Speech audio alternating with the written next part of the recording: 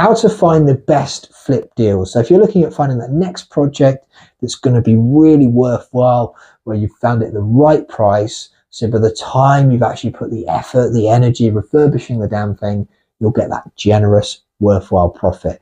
How do you find those deals? Now, I've been in property a long time. I've bought over 40 properties. So I've tried a whole bunch of different ways of finding the best flip deals out there. And over the years, having dropped leaflets through doors, having wrote letters to sellers, having cold called landlords in local papers to see if they might be interested in selling their property, having done all of that, I found the most consistently effective way of finding the best flip deals for me is through estate agents. Now, the downside of estate agents in many cases is you've got a whole bunch of competition. You've got lots of other investors, lots of other buyers looking at the same properties. So you need to bear in mind, there's a couple of things you need to really bear in mind when it comes to finding great deals through agents or anywhere else you find great deals. There's two things you've got to bear in mind. One, it is a numbers game. The more conversations you have, the more viewings you do, the more properties you actually go and see, the more success you have. It really is that simple. Statistically, the odds are against you because in most cases, other investors or other buyers, if they're first-time buyers, especially if they're first-time buyers, they're emotionally invested in a property, they will always be willing to pay more than you as a hard-nosed investor looking to turn a profit on that next flip project. And that's just the reality. So statistically, you have to view a whole bunch of properties to find what's effectively the exception to the rule. That property where, for whatever reason, there's a situation there where the seller is looking for a quicker than normal sale. So they'll be willing to accept a lower offer for that speed and the certainty of sale. I buy a lot of my property through estate agents. I buy a lot of my properties through auction or under auction terms for estate agents as well, where a quick sale is desirable. Now, of course, just because a property is at auction doesn't mean you'll get a good deal, but it's often, there's a reason why people like to sell at auction, because it's speed and it's certainty of sale. But what you are looking for in any deal, wherever that deal might be, if it's auction or if it's open market, you need a situation where the seller is willing to move forward with a quicker than normal sale. So they might be, for instance, going through financial problems. They might be going through a divorce. They might be looking to relocate quickly.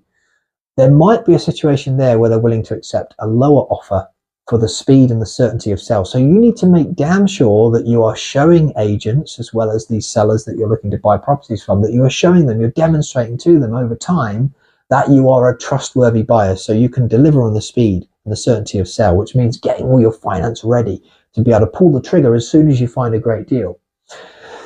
Over time, you will find that more deals will come to you. Agents will start bringing more deals to you because you've demonstrated the speed and the certainty of sale and being a trustworthy buyer. So if you go and do a viewing, give feedback. Be open and honest about what you like and don't like about a property in the interest of doing a deal.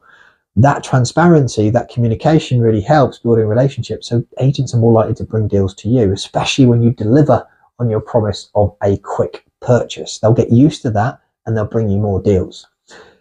But ultimately, statistically, the odds are against you. There's going to be people that, if it's a good deal, there'll be people that will always want to pay more than you. So you need to be able to view enough properties that you can just find that exception to the rule where the seller is looking for that quicker than usual sale. And it's really, the second thing, it's about good timing. The second point you really got to bear in mind is good timing. An offer today might be rejected, but an offer next week or next month or in a couple of months or whenever might be accepted if situations change, and it's about good timing. A very common situation where I find good deals is a property that there was a buyer moving forward with the purchase and then they pull out.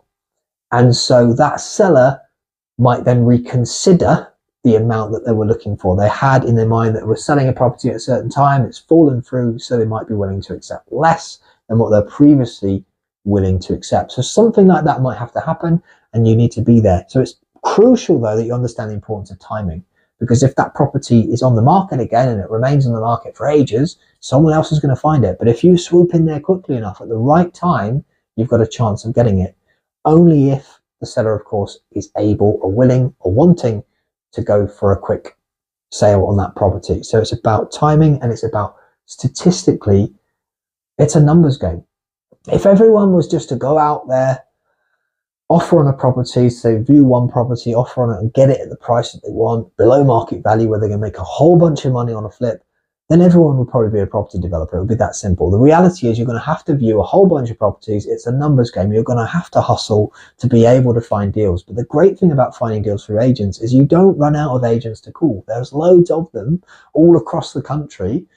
And statistically, you can start putting the numbers game into theory or into action, so you can start actually viewing enough properties, having enough conversations where you might start to find some great deals. Typically, I might have to view 20, 30 properties to find one really good deal, and making a lot more phone calls than that to actually decide which properties to view in the first place. So it is a numbers game.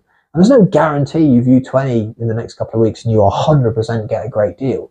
But the reality is, statistically, that's what I find. You're probably looking at those kind of numbers to get a deal at the right price. But finding them for agents is great, because once you do it and you have a great relationship with an agent, they'll bring deals back to you time and time again. And don't get me wrong, I've been in property a long time. I've got agents that will bring me great deals consistently. But that doesn't mean I'm just sat there waiting for the phone to ring. I'm constantly hustling. I'm constantly speaking to new agents I've not spoken to before in order to find new opportunities and new deals to be had. That's really the key to success with finding great below market value property deals. And make sure that you're giving the agent an incentive. So if they find you a deal, then make sure you tell them you'll bring it back to them to sell again. So they're going to get a couple of fees from that deal. Some agents might not care realistically, but a lot do. A lot actually do think this is a long-term relationship. It's a win-win scenario for yourself as an investor looking to find the deal at the right price that you can make a decent profit on, and for them as an agent knowing they've got someone that will be able to not only buy the property but bring it back to them so they can sell it again. Of course, if you're happy with them as an agent, that can be a great incentive for them as well. So it's absolutely crucial that you understand the odds are, or the statistics, if you like, the role that statistics play in finding below market value property deals. If you view 3 properties next week, you'll probably get nowhere.